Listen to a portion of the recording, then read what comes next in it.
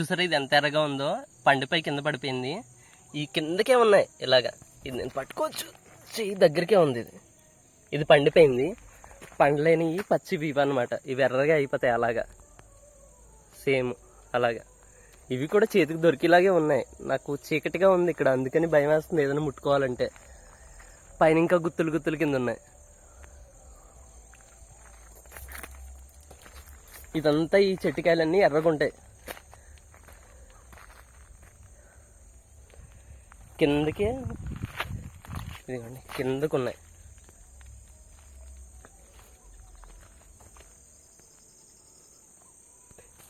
ఇది ఇంకో చెట్టు, అక్కడ ఒకటి ఉంది, అక్కడ ఉన్నాయి కాయలు. ఇవన్నీ అందేస్తాయి, కానీ చీకట్లో వచ్చాను కదా అందుకని. పెద్ద కాయలు ఇవి. నేను ఇందాక తిన్న కాయ చాలా టేస్ట్గా ఉంది.